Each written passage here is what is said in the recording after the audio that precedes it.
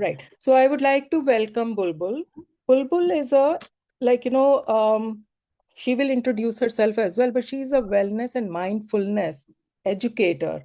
She is part of our exec committee also. She has tons and tons of experience, diverse experience, and she is going to share a topic with us which is critical for us to all know about, learn about. And Bulbul, I would like you to introduce yourself as well as tell us why this topic. And Sure. then maybe, you can educate all of us. Thank you. Thank you, Sangeeta. That's a lovely, warm welcome. I also want to thank Nilima for creating this space for me. I'm, of course, so passionate about this topic. Really, it came into spotlight in my life when I came to the US, which was 5 years ago. But let me begin at the beginning. I grew up with a very disturbed childhood. And, I had all these coping mechanisms even at age 8. I also became a meditator by age 8 because my mother decided to put me through the TM program. And what I learned is that there is so much power within us to manage whatever life throws at you. And so I've been a coach, I've been a filmmaker, I've worked in television, advertising, marketing, all of that has happened. And these are all high stress jobs. So I actually created quite a big toolkit. Parallelly, I was also studying philosophy, which is my deep, deep interest, and Yoga Sutras in particular. So when I came here and I saw the kind of social order and the levels of anxiety, I started a study group on the Yoga Sutras to teach some techniques that 2000 years ago they knew about. Mm. And as I go through the presentation, you'll see that I'm taking bits because Yoga Sutra is deep. I cannot really make it sutra based sharing, but I have used a lot of neuroscience and psychology, Western psychology, and merged it to understand our times. Mm. And why we call this an age of anxiety is because the age prior to, let's say, Mhm. the Second World War used to be called the age of innocence. Okay. So, when I came here and I saw the levels of anxiety, I really want to share because there are so many simple tools Mhm. as you create awareness towards who you truly are. Sounds good. Yeah, and the powers that lie within you. Very nice. We are excited to hear from you, Bulbul. Take it on from here. Okay, so Let's go let's go ahead ahead. and share my slides. And Sangeeta, are they on? Yes, I can see your slide. Great. So, recently I picked up my phone to check the weather. 20 minutes later, I had watched two videos, replied to three messages, and bought something I didn't need. And I still didn't know about the weather. Welcome to the age of anxiety. Most of us don't really think we are anxious. We simply think this is what life is all about. Anxiety has become our new normal. But in modern times, it's very subtle, chronic, and invisible. So, in this presentation, I'm going to share my investigations into neuroscience, Western psychology, and the wisdom of the Yoga Sutras, which I think is the original gangster of human psychology and human potential. I'm talking about the Yoga Sutras. And I'll also try to spend more time on how we thrive than just investigate anxiety. Okay, one second. I'm Yeah. going to. I think there is some sound coming from your side, Bulbul. Maybe the paper sound. If you can hold it in your hand, it will Okay, be better. okay, all right. Yeah. Thank you. Yeah. And we can see the next slide. Yeah. So Now, the quality and nature of anxiety has changed. See, in the past, we would get anxious when there was something tangible, like, before exams, job interviews, some major loss, some illness. So, there would be something, you knew what you're anxious about. But in these times, anxiety sometimes looks like, I'm reading a book and I have to go back and read that paragraph again because I was elsewhere, or you feel guilty to take rest in the middle of the day when everybody is up and about, or sometimes you can wake up tired even after 8 hours of sleep, and sometimes we find ourselves not completing the task we started, and we move on to another one. Or sometimes we are on vacation and we're thinking about work, or we reach for the phone and we don't know why we were, doing that, or we open the fridge door and we're not even hungry. So these are familiar ways in which anxiety is working in our life currently in modern times. Now, low grade anxiety invades our minds and makes us take decisions on autopilot. Scientists estimate that we have thousands and thousands of thoughts every day. Most are repetitive, automatic, and influenced by our past experiences, or our habits, or our current emotional state. So, our mind is a storyteller, and anxiety changes the context. Let's say somebody in the family calls, and your mind will say, something must be wrong. Or if somebody doesn't reply for a few days, your mind says, they are upset with me. But we must understand that thoughts are visitors, not commandments. And they lose their hold on us when we do that. So I want you to imagine you're standing, leaning on a tree by a road, and there is all this traffic going by. Let's take a metaphor that all this traffic is your thoughts. Now, you won't get attached to every car that passes by. So, in the same way, there is a flow of inner dialogue going on inside us, and we don't need to believe everything we think.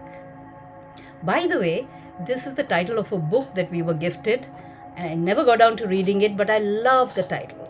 I think it says everything about how we are. So, what I want to do right now is I'd like you to look at this list, which are patterns that neuroscience has put out. These are the patterns that are on the rise. And I'm going to go quiet for a minute, and I'd like you to identify which of these operates in your life.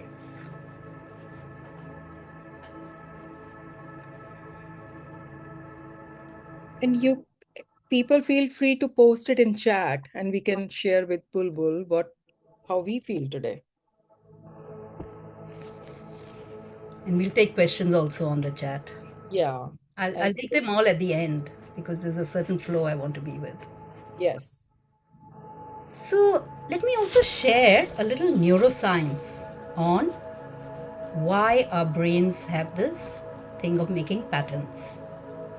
So, remember, the brain is wired to protect us, keep us safe. And its constant job is to detect potential danger. This is our old brain, it's called the amygdala, and it's been there since we were hunter-gatherers, and there were so many things that we had to watch out for. But even in these safer times, the amygdala is still very active. And when it is very active, it stops the work of the prefrontal cortex. Now, this is the part of our brain which you do your planning with, reflection, taking good decisions, thought through decisions. So, what happens when the amygdala is in charge? Your prefrontal cortex goes quiet. So, it doesn't get precedence. Then the brain looks for the fastest, most familiar response.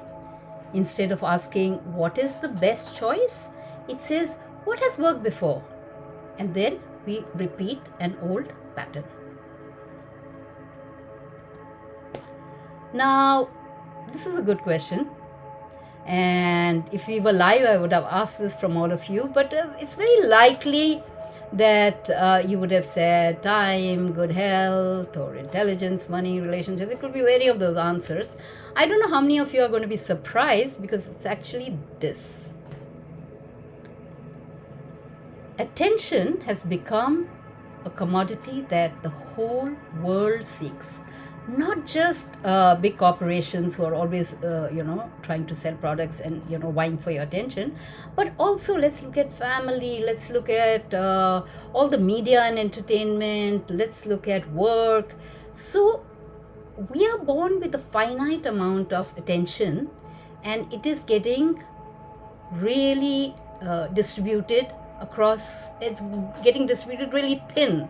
Because if you look at social media, for example, and if you look at what's happening to the younger people and their attention spans, so what I'm going to do next is I'm going to show you how this most valuable commodity is. In the next 6 slides, you will see how we can gain mastery. So this attention is not getting frayed. Most of the examples I had given were problems of attention. Okay, so let's look at the first one. What anxiety does is really it hijacks this precious commodity.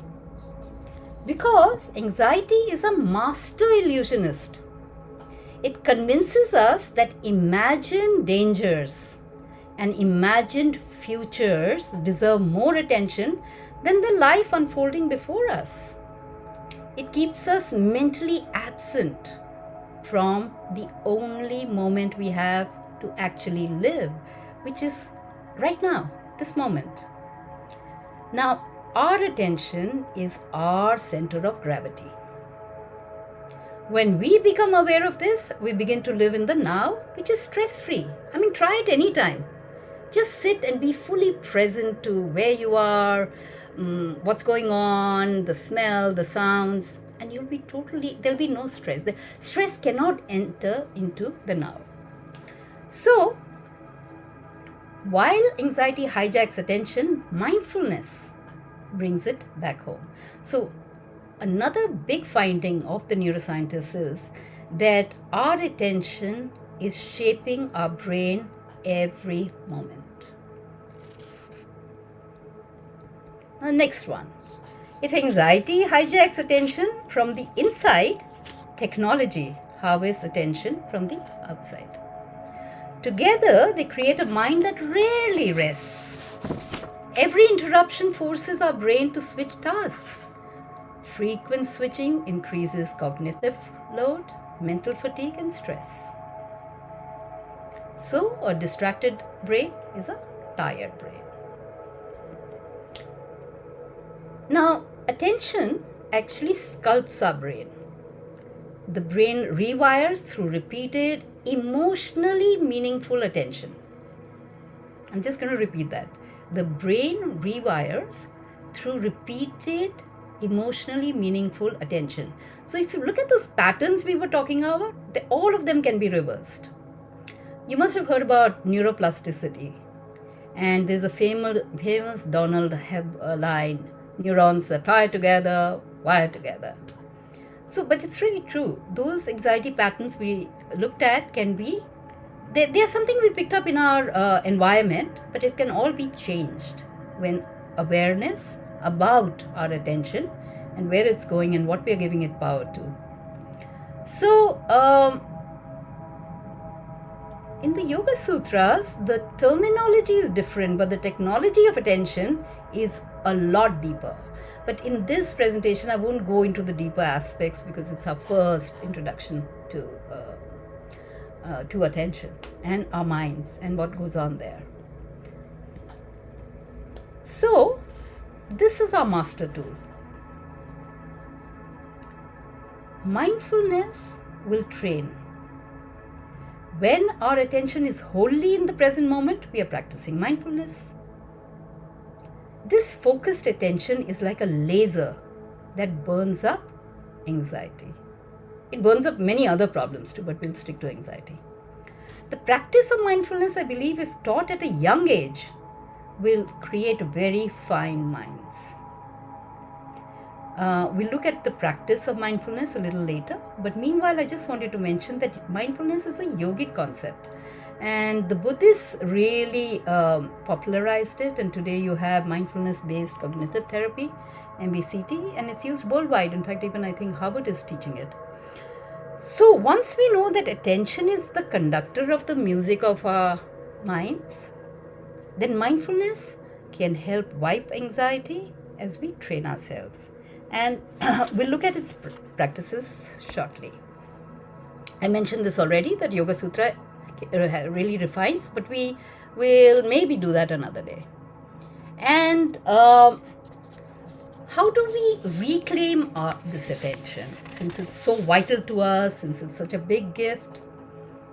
So, while present moment awareness is preparing the soil of attention, the yogic wisdom plants deep seeds. And I just want to recap the story I have told you so far. So what we saw is that we live in an anxious world, and we saw how modern anxiety is seeping into our lives, and we saw how our brain and behavior is being shaped. And then we discovered we have a superpower, and that everybody wants a slice of our superpower, which is attention. And now we're looking at how to reclaim it. So we're going to begin with the body.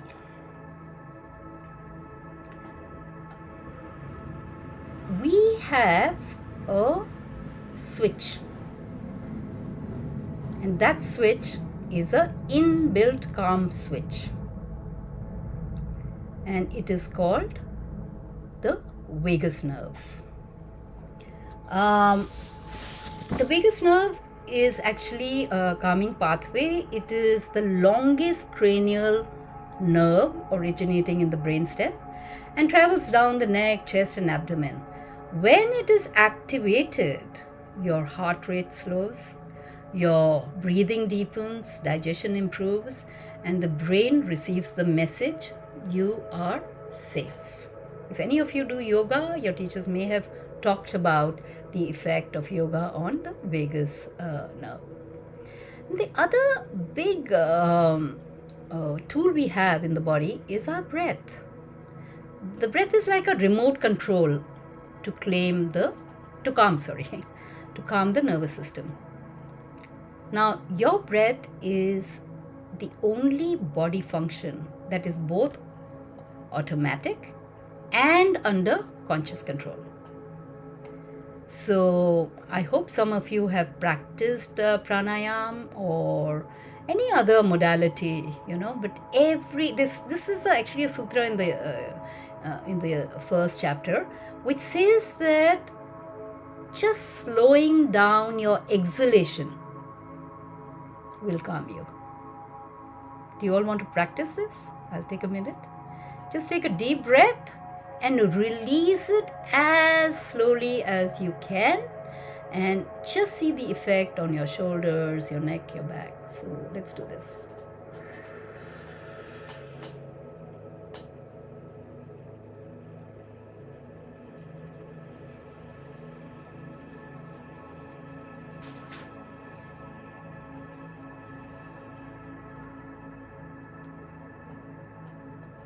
I hope you could feel the relaxation that slow exhalation provides. Breath work is also very interconnected with the vagus nerve. So slow breathing, especially before sleep, will give you a far better rest at night. 10 minutes of slow breathing, or anytime you feel agitated, try and just stop yourself where you are and take some deep breaths and exhale slowly. Okay, so I'll move on to the next one, which is movement. And movement is, as we all know, a medicine for the anxious mind. Yoga, Tai Chi, dance, walking, running, take your pick. Whatever excites you. But we must remember movement burns stress hormones, releases muscular tension, and reminds the nervous system that the danger has passed. A moving body quietens the restless mind. And the next one is my favorite, which is nature. I'm sure there are going to be studies done in the future where you'll pick up the frequencies when we are in nature and how they affect our frequencies. But as current research is going, they have found there was a team of psychologists, Stephen and Rachel Kaplan at the University of Michigan. They found something called attention restoration theory, and this theory says that when you're in nature, you will receive restoration and not give away any of your energy or attention. So even a short walk in amongst the trees or in parks or wherever will reduce stress, improve attention, remind us that life moves at a healthier pace than our inbox. Because nature restores what technology depletes. And when I say nature, I mean just about anything. You could look at the ocean, you can watch a tree and see the leaves moving, birds singing, clouds drifting, flowing water, just anything. But all natural phenomena is at a frequency which is very calming. And this couple actually called that soft fascination. When we are in nature, the effect is of soft fascination because our directed attention, the kind we use for work, email, driving, problem solving, becomes tired. But here we receive energy instead of spilling it out. And then, of course, sleep. Sleep is emotional housekeeping. And while we sleep, the brain consolidates memories, clears metabolic waste, and resets emotional balance. So, a tired brain is this, I think all of you know, is a more reactive than a rested one. So, all I want you to remember is that you need to protect your sleep as carefully as you protect your day's schedule. Now, in recent times, decluttering is being researched. They say when there are too many things around you, a lot of your energy is getting trapped in clutter. So every unfinished task, notification, every pile on your desk, it competes for attention. So simplicity will reduce the cognitive load and allow the mind to settle. A quieter environment supports a quieter mind. And lastly, the need to connect. See, our nervous system heals in safe relationships. We are wired for connection. I mean, a heartfelt, we all know this, a heartfelt conversation, a hug, shared laughter, or simply feeling understood can shift the nervous system from vigilance to safety. Okay, so these are the things that relate to the body, and let's move on to the mind. And we know that the body and mind are interactive. Like, it's like you put a drop of ink in water, now you can't separate the two of them. So the body and mind are like that. So you can't always control what enters the mind, what kind of thoughts you'll have, emotions you'll have, but you can choose how you relate to it. So the first great technique is to interrupt autopilot. These patterns make us work in autopilot. Like the best example is driving. Very often we start from home, we've reached the destination, no idea what happened in between. So these are moments which call for a pause. So I had one teacher, and I remember him saying, every time there's a red light, I smile, I sing, I just rejoice in a red light. And it was such a beautiful way to be connected into the moment than being reactive. There's some sound coming. I don't know. Is So, anybody unmuted? Yeah, there's quite a bit of Yeah, conversation on. Yeah. we Okay. muted them. So, so what is it that will help is you have to find your own pause. Let me share a little story from my life. In 2012, December, my mother passed away. And I didn't see a connection, but in 2013, I couldn't read a book. I'm a big reader. Um, every time I would try to start reading, I just couldn't. And that is when I realized that there is something I'm not attending to, which is coming in the way of a very simple task of reading. And this is when I developed a habit of just checking with myself. So I used to run a senior living, there were four of them, a lot of work, but I would every 40 minutes or so have a bell on my phone. And when the bell rang, I would just check, where am I? Do I even know where I'm sitting, or what's happening to my body? And it was such a beautiful small technique, that small pause that I gave, maybe about 10, 12 times a day. And I was reading books all within 3 to 4 weeks of starting that practice. So that's how effective. You see, this neuroplasticity is really true. You could be 90 years old, and if you start uh, remapping your brain. Who's that runner? Fauja Singh. I think Fauja Singh is, he was 100 and I don't know how much when he died, but he started marathoning at age 75 or something like that, and became one of the biggest, oldest and most fantastic marathon runner. He taught himself marathon at that age. So this is neuroplasticity. We can overcome anything that may be a pattern in our mind, and evolve to a higher state.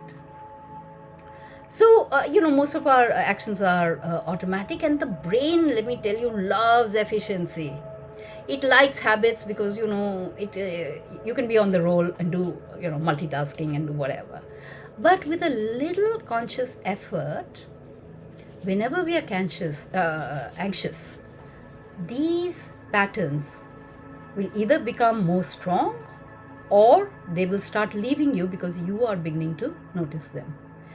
Because the mindfulness is an activity of the prefrontal cortex, the part of the brain involved with reflection and wise decision taking. So it helps us respond rather than react. So let's say somebody cuts you in traffic. Your autopilot brain will say, will get angry. But if you were to pause, maybe you'll get a thought like, maybe he needs to get to the hospital. Maybe there's something, urgent happening in his life. So it's the same event in a different response. So pause is where wisdom enters. And we need to train ourselves for these pauses. The next one is a little tough in the beginning, but once you get it, it's a real winning formula, which is being the witness. Now, the simplest way I can explain that is that I call it the Velcro effect, which means when we are thinking, who we are and the thoughts merge like Velcro, tight. We think we are the thoughts, we are thinking the thoughts, and the thoughts are thinking us. But I'm going to repeat this 2 times because it's really important. You are not the voice in your head. You are the one who hears the voice in your head. You are not the voice in the head. You are the one who hears the voice in your head. That's when the Velcro has been, come off. Now, in psychologists call this decentering and cognitive delusion and blah, blah. But this is witnessing, being able to see yourself objectively, to be able to see what's going on in your mind, your inner voice. is an ability that will take you very far. Because once you start noticing thoughts, you can disidentify. You know, these are just thoughts, like the traffic on the road, like the leaves in the river that we were looking at. Those are the thoughts, and you, because you are noticing them, you can't be them.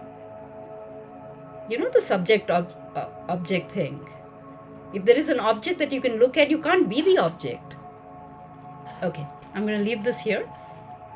But very much, if you are able to look at yourself, it will be very much like a river, and there are leaves floating in the river. You're not going to jump in and grab those leaves. You let them be, let them pass. They're like clouds in the sky.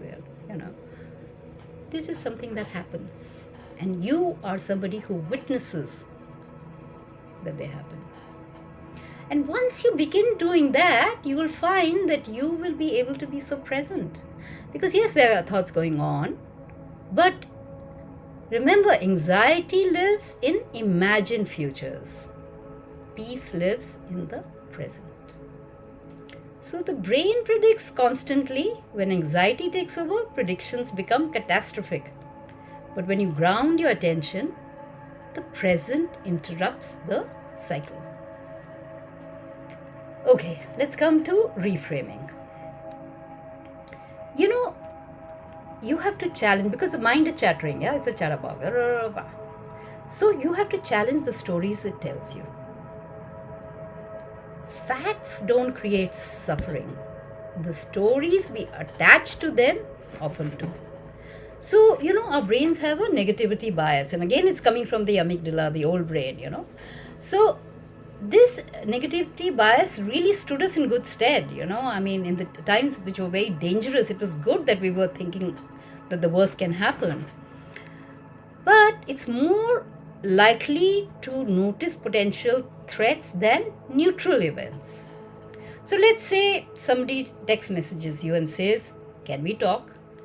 Now, one story your brain can say, "Oh, I'm in trouble." But the other one can also say, you can reframe it and says, "Oh, maybe they're calling me for my advice." You see what the emotional impact of those two thoughts is. And that reframing can totally change your emotion, state of mind. And then the last two are really powerful, and I think many of you may be practicing them. So one is, of course, gratitude, because if you train the brain to notice what's right, then the anxious brain will scan for danger less, because gratitude trains that you notice safety. And practicing gratitude is also associated with improvements in mood, resilience, sleep quality, heart rate variability, the same thing that breath and the vagus nerve do.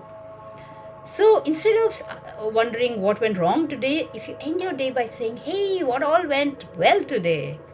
the brain begins searching for new evidence. And of course, purpose.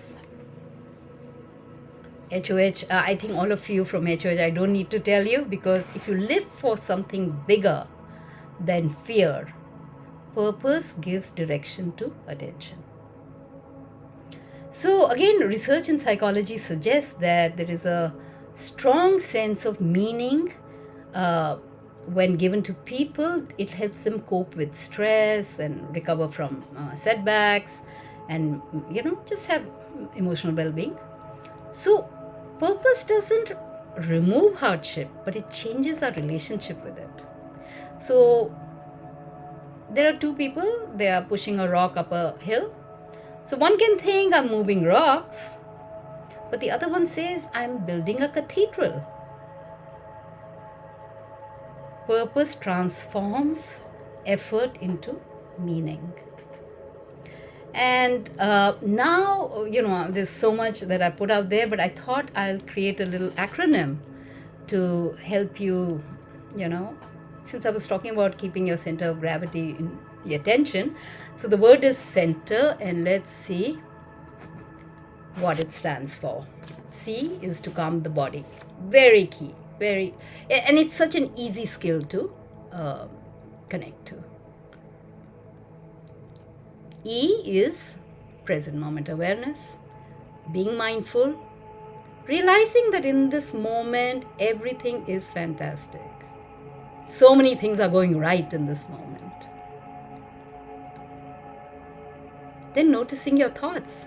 Because mastery, if you want mastery in your life in any field, your thoughts, this is what is also taught to sports people, by the way.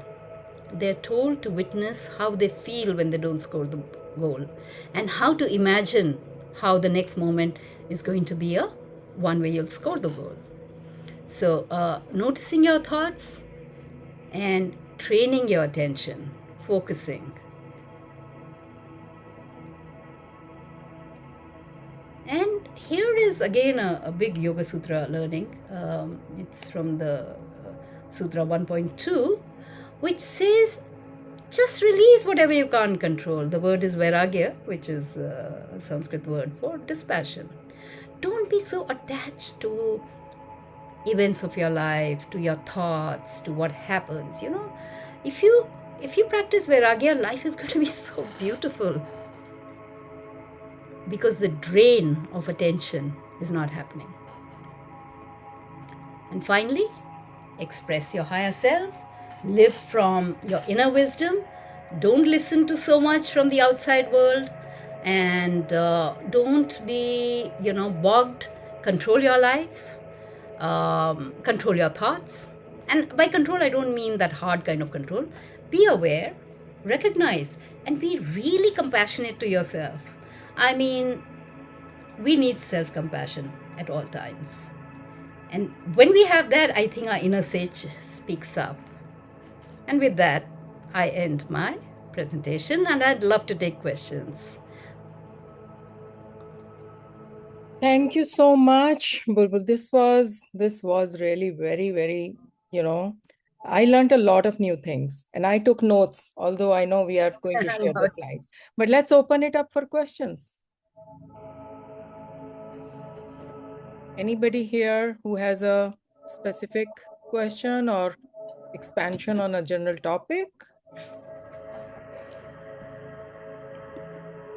Are we sending questions through messaging or?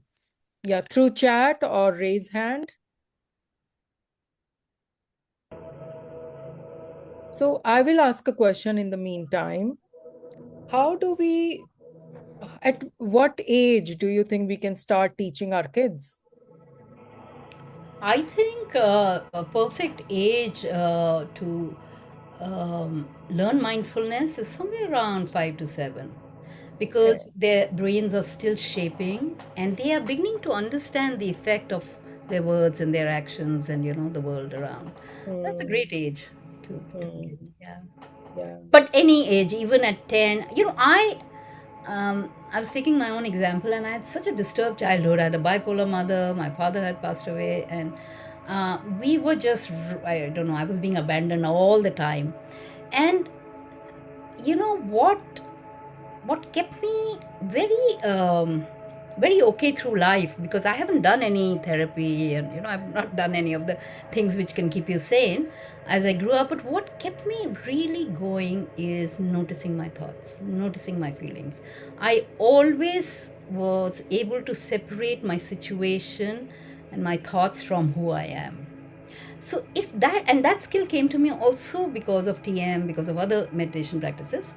And if that is taught young, let me tell you, kids would grow so rich inside, so confident, and able to take good calls for themselves, make good choices. Yeah. I think Neeti has raised hand. Neeti? Yeah.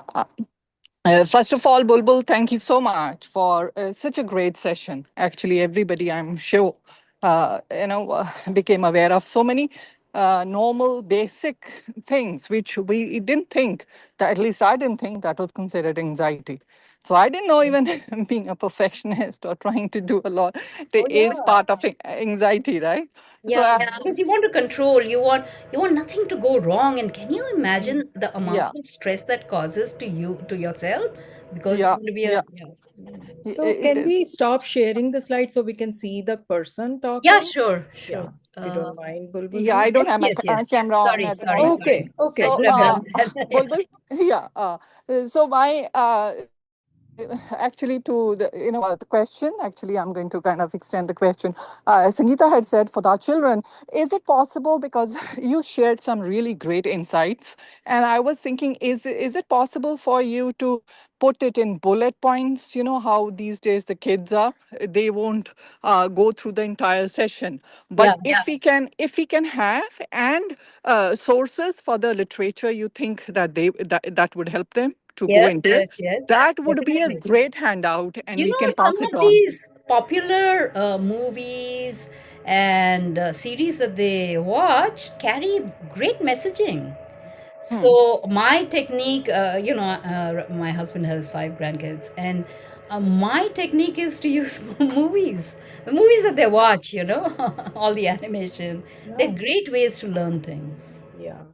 Right, Yeah, I'm I thinking of think it's a Create good young idea. adults. Yeah, that Great young idea. kind of adults. Yeah, like that movie Inside Out. I don't know if Yeah, you all have seen it. It yeah, is full of I can do a course, a day long course on what all you can yeah, learn from Inside Out. That's one yeah. animation film. Yeah. no, that would be great. So if you can put that, that'll be a Yeah, very I can do that. It's helpful. so much fun because they relate to those characters and they're seeing. You see, when they watch and they don't have the Right, knowledge, they just Right, see it in a light way and forget it. But if you add a little layer to it, then suddenly right. it becomes very meaningful for them. yeah, Exactly. And these children actually are way, because they are way more exposed, Mm. and they do have that capacity and ability to absorb that as well. Yes, yes, We just have to show them, and they get it way yes, faster than us, I feel. of course. And And remember, their patterns haven't gone deep. yeah, They still exactly. don't have these heavy grooves like we all do. Yes, yes, and I exactly. They are think, more and I open to it. also, yeah, and I also think that's a generation who needs it the most, right? Oh, And I yeah. mean, they I can think do wonders, it's wonders with it. In we a need, social media world, they yeah, Yeah, really do yeah. need that. we need to And equip them. Yeah, well and said. also the overload of Right, information, right? information. And knowledge. Well And said, Niti. and to even declutter that, right? How do Oh, you Correct. pick yeah. that? That itself is a very big, you need to be equipped with that kind of Yeah. ability and a skill to Yeah. do that. And Once you understand that this is draining me, mhm. you know, you start see when you walk into any space which is organized and doesn't have too much on the surfaces, you know how you Yeah. feel. You immediately relax. You feel Yeah, in control. You don't Yeah, feel you like, feel you feel yeah, easy, and the everything moment is, it's a little hodgepodge of mm, things. I mean, I get so agitated when I see right now we are going to be moving to a smaller house. It's going to be wonderful. I'm going to declutter like crazy, but right now, right in front of me are too many books and too many whatever. Okay. no, thank that's you. a I good. think Thank we you. have, thank you, Niti, for that comment and question. Nilima ji, Yeah, love to Bulbul, hear what from an you. excellent talk. Excellent, Oh, excellent. thank you, And Nilima. Thank really you.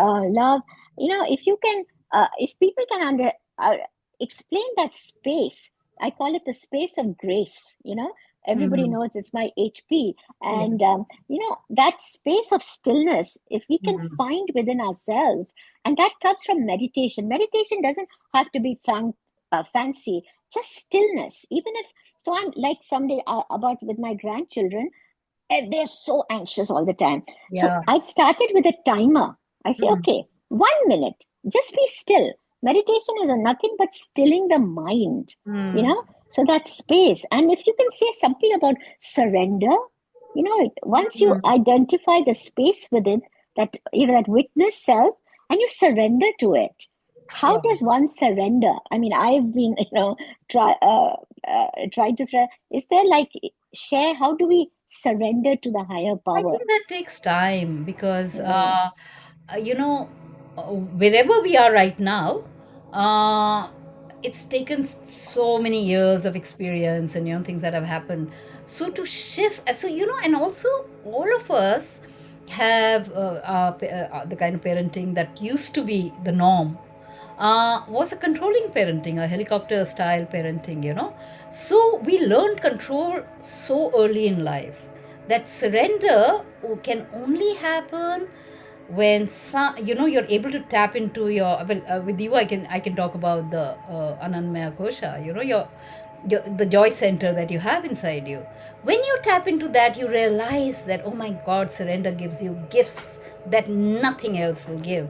But I don't think you can just learn it because somebody says it, that Mm. surrender is great. I don't think it's that easy a skill. Just Yeah, like witnessing it's a is not way an of easy being. skill. Very Yeah, advanced. yeah. Mm. It's a way of being. Yeah, Yeah, No, no. I mean, absolutely. as you go on this journey of mindfulness, surrender will be somewhere.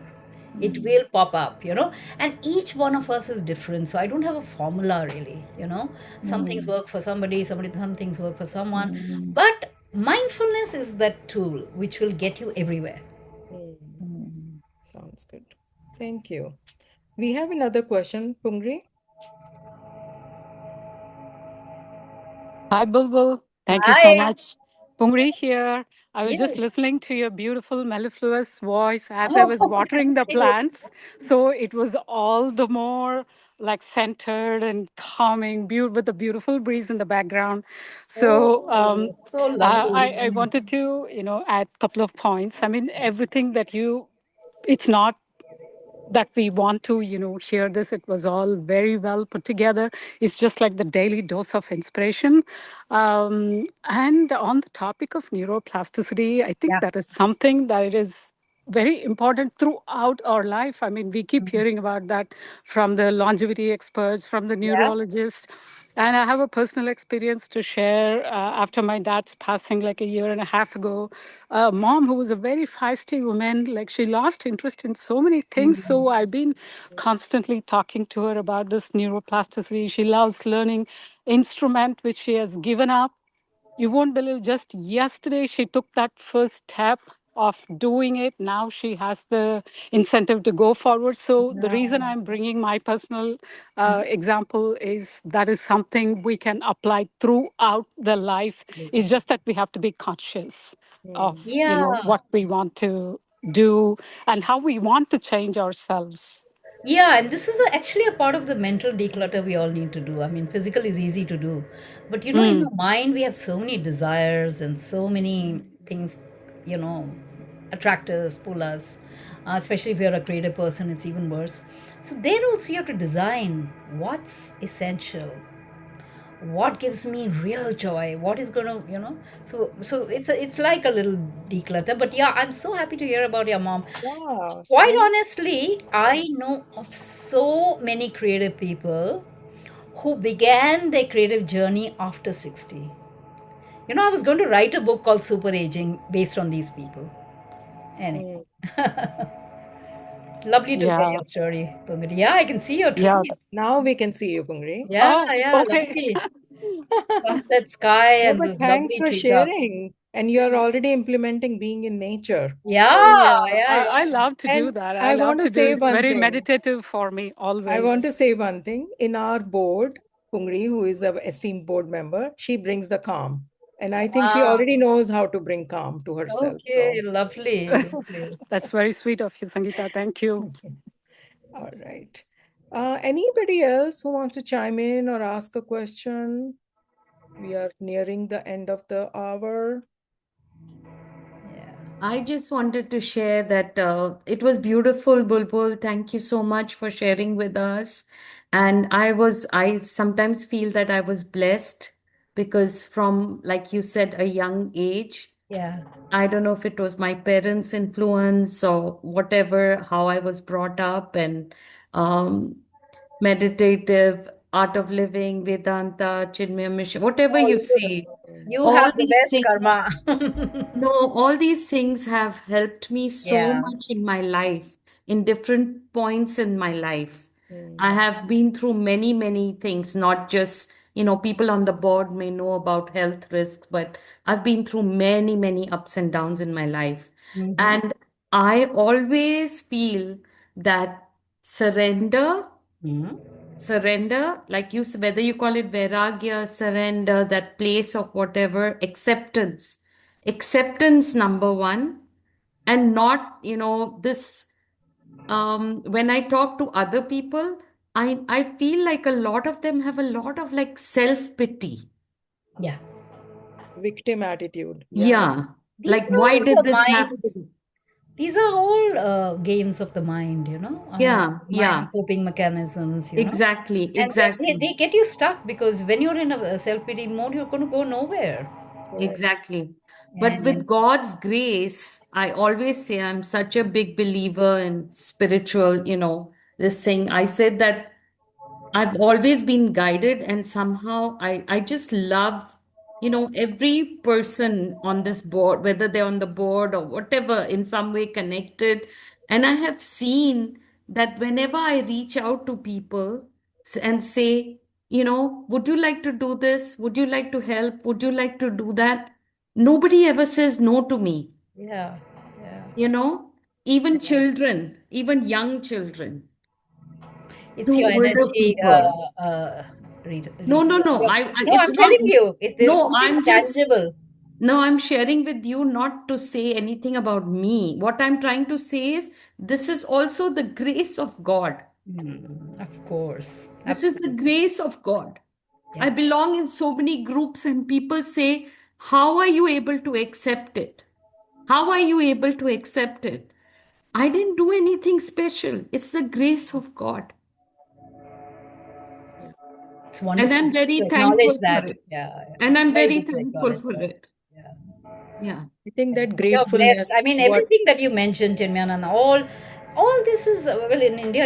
We talk about samskaras, and so I'm Yeah. trying to say you carry good samskar, from previous yeah. life. Yeah, and even like, I tell you, art of living, like I have a client, she teaches art of living. Hmm. And the first time I got cancer, she would call me constantly and she'd say, oh, I know you have your chemo. Please, can I practice some breathing with you? Please, Hmm. can I, like people would come to me. Yeah.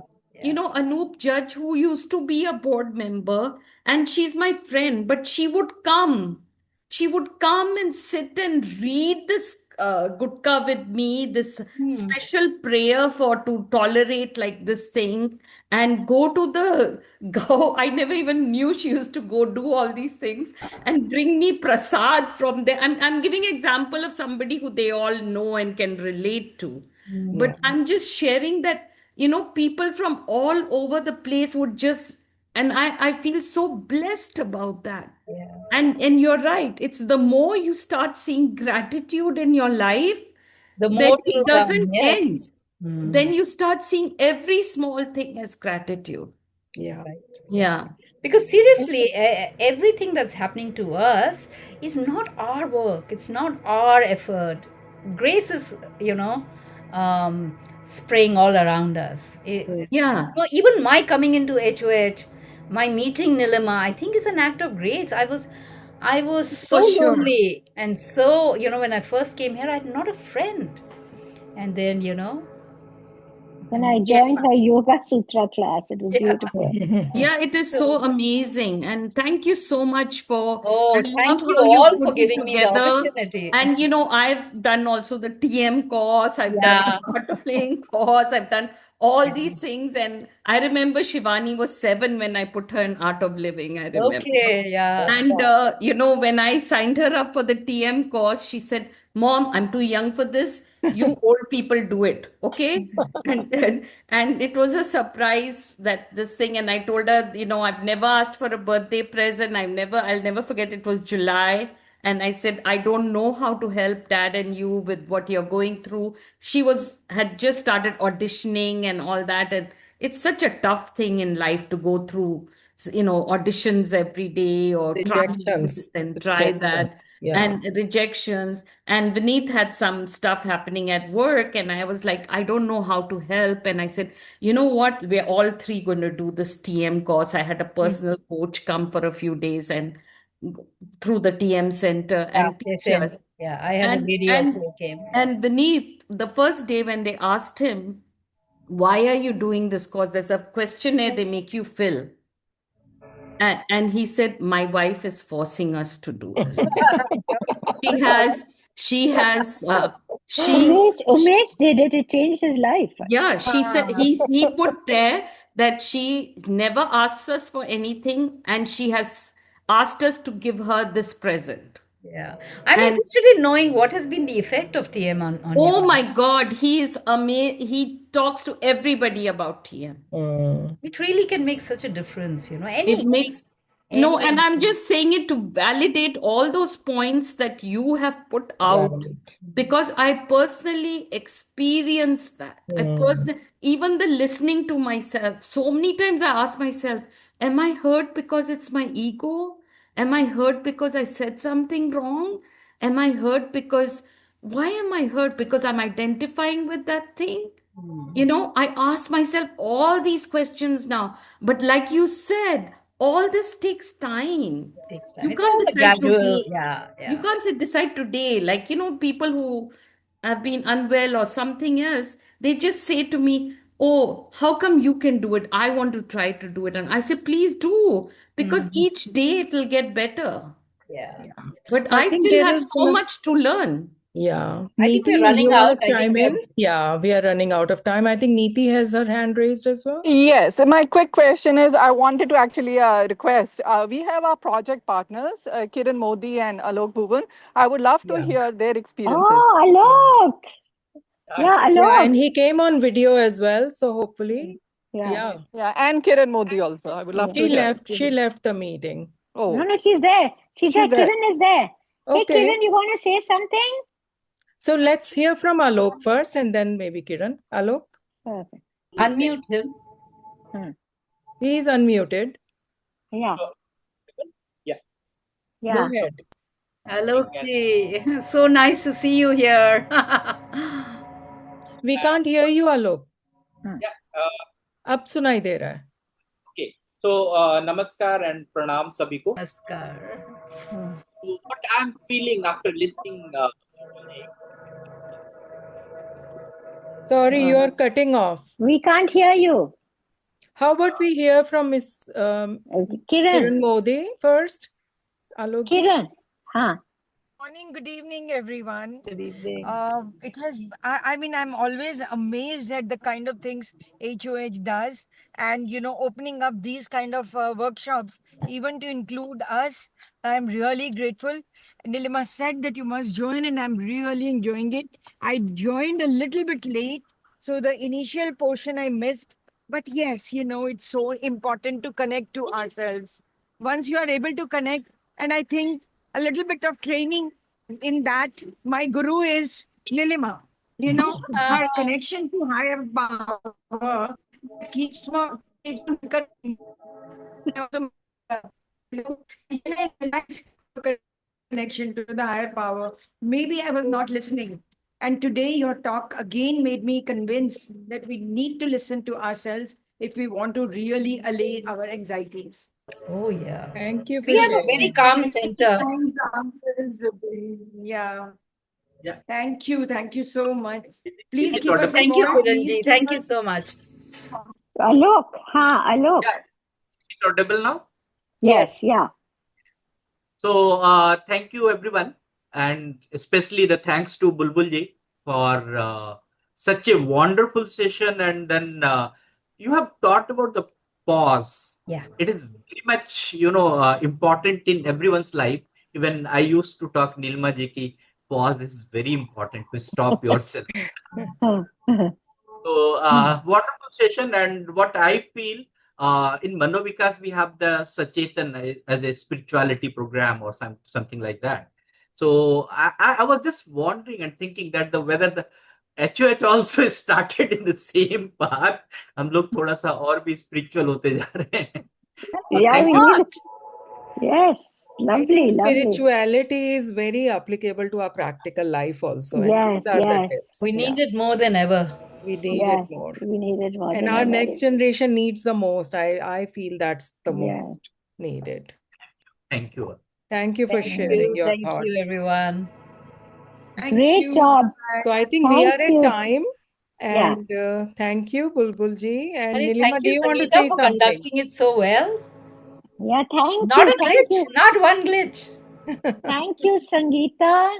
your perfectionism. I know you're a perfectionist, but No, it she's really very helped, thorough. I won't call it and perfectionism. I think yeah, she's Yeah, very no thorough. she's perfectionism. diligent. I don't want to be She's perfectionist. a diligent, Yeah. hardworking person. Anyway, thank you, executive committee. Yes. So proud of you, all of you, for Yeah. launching this, and this is, like HOH is created by the community for the community, and this is Yes. something we can offer to them, and we all are in this process of transformation Yeah. and becoming a better version of ourselves. And I mean, what better way can we do it in Yeah. this unified way, in the community spirit way? Thank you, And Bulbul. I would just say ideas are dime a dozen, execution, and Nilima ji plays a major role in making this happen because Mhm. she's the one who inspired and say, yes, let's do it, and kind of energized all of us. So Yeah, no but need to kind of remind everybody. Everybody already knows, but we yeah. definitely acknowledge that what you have Thank done. you, thank you. But the professionalism comes from you, and we really appreciate that, So Sangeeta. it's a Thank you. teamwork, all of us, and Yeah, special thanks to Bulbul because she's the yeah, one doing the work here. yeah. No, it's my Very passion. It was nice. no work for me. I just, Yeah. I think we should have a Nuggets of series of wisdom. this. We Yeah, will have a series, and that's how I want to end this call. There is so much wealth of information and knowledge around us, which is relevant to our lives. Please reach out to me so we can facilitate more of these. I'm yeah, talking to two more people right now, but I'm not mm, announcing it yet. Once they commit yeah, to and give me a date, we want to continue doing. And this is yeah. something lovely. we'll all learn and grow from. So thank you, everybody, for joining.